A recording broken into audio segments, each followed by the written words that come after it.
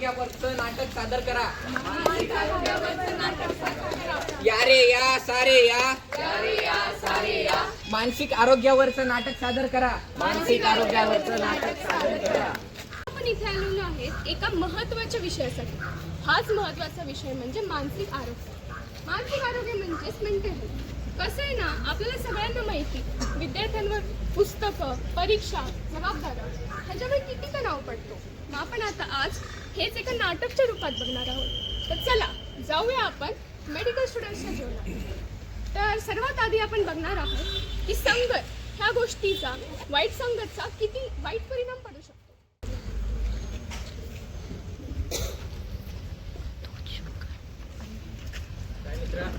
काय करायला रे? प्रिस्क्रिप्शन पाठच होईना. आता सोडून देते काय अभ्यास करायला. अरे बाबा, अरे नाही काय होते अभ्यास. जाऊ दे, हे घे हे घे. अरे नको यार. अरे घे एक नको रे. अरे घे रे, बघ तर. एवढ्यातच खोकलायला का रे? त्याचा गुड घे. नको यार. अरे कडू असतं. अरे काय नाही, खूप चांगलं असतं. घे पण जीवन गोडायचं घे फक्त. अरे घे, ट्राय तर कर.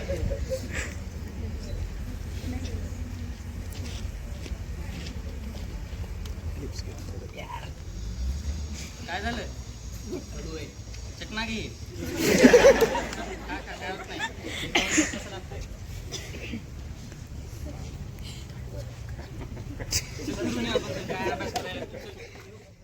आता आपण बघणार आहोत परीक्षा काळात विद्यार्थ्यांवर पडणारा अभ्यासाचा तणाव. अरे यार, किती अवघड अभ्यास आहे यार. एवढ्या दिवस तर फक्त रील्स बघितल्या, काही अभ्यास सुद्धा नाही केला. काहीच कळणार गेले. आता उद्या एक्झाम आहे, नापास होतो वाटायला मी तर. आता काहीच कळणार गेले यार, काय करू. आता भाषा म्हणजे कसं आहे ना, आपल्याला मोस्टली सगळ्यांनाच मराठी भाषा येते, पण आपल्यातल्या काही जणांना मराठी भाषाही समजत नाही. मग हीच भाषा न समजण्यामुळे होणारी चिंता. यार मुझसे कुछ नहीं हो रहा, मुझे कुछ समझ नहीं आ रहा. जब से मैं यहाँ आई हूँ ना, मेरा दिमाग खराब हो गया है. क्या हुआ अचानक से, तेरे को बता दो. अरे मैं पोस्टिंग चालू हो गई है, मेरे को पेशेंट की बात समझ नहीं आती, पेशेंट को मेरी बात समझ नहीं आती. लेक्चर्स में जाओ तो प्रोफेसर भी बीच में मराठी बोलने लगते हैं. क्या करूँ मैं, कैसे बनूंगी मैं अच्छी डॉक्टर. हे बघ, तू शांत राहा आणि माझं ऐक. अबे फिर मराठी. चल सॉरी. ये देख, एक दिन में पूरी लैंग्वेज तू क्या कोई भी नहीं सीख सकता, और सिखाने के लिए मैं हूँ. तेरे बाकी के फ्रेंड्स हैं ना, एंड आई ट्रस्ट यू यार, तू सीख सकती है. आपण बघितलं की वाईट संगती कशी लागते आणि त्याचे दुष्परिणाम. आता आपण बघणार आहोत वाईट संगत त्याचा व्यसनात रूपांतर.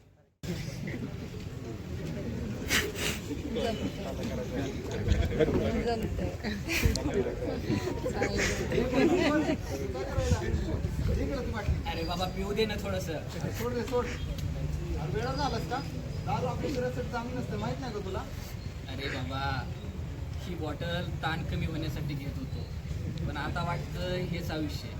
अरे काय बोलतो, दे इकडे ती बाटली.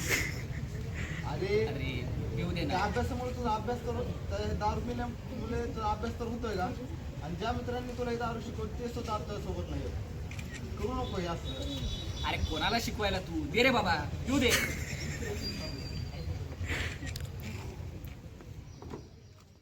आणि सगळ्यात शेवटी पण सगळ्यात महत्त्वाचं, चिंता, तणाव यामुळे होणारी उदासीनता म्हणजेच डिप्रेशन.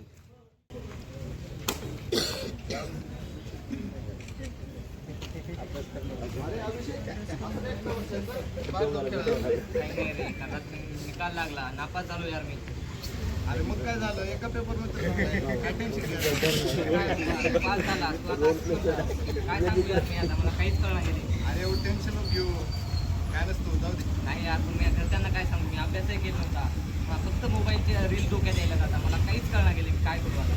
अरे ते चांगलं गेलं मग, जाऊ दे, एवढं काय नसतं. नाही यार, मी आता आयुष्य मला संपू वाटायले, मला काहीच कळणार गेले आता. मला काय करू मी? वेळा झाला काय असलं काय पण काय बोलायला. नाही यार, एवढं टेन्शन घ्यायची काय गरज नाही. टेन्शन घ्यायला आपण जरा बाहेर तुला बरं नाही यार, मला एकट्यात राहू दे यार प्लीज. तुझा मला मला बोलू नको तुझा. ऐकत जा माझं. नाही, मला मित्र आहेस एकट्यात ना राहू दे यार माझा. प्लीज, मला एकट्यात राहू दे. आपण बोलूया, तू बरं वाटत चल. तर मित्रांनो, आपण सगळ्यांनी या नाट्यातून पाहिलंच असेल की नेहमी पडद्यावर मानसिक आरोग्य म्हणजे आपली भावनिक, मानसिक आणि सामाजिक कल्याण होय.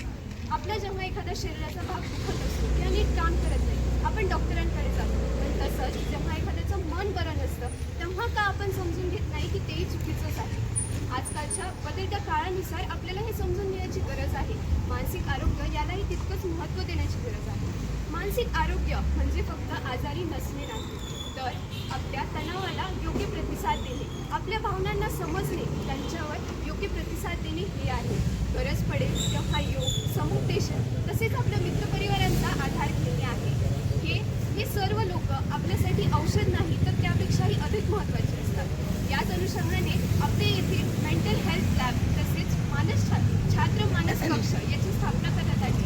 जर आपल्यातील कोणालाही कधी नैराश्य जाणवत असेल, असं वाटत असेल की मला कोणतरी पाहिजे, मला माझं मन मोकळं करायचं, तर तिथे काहीही मनात शंका न बाळगता जरूर या.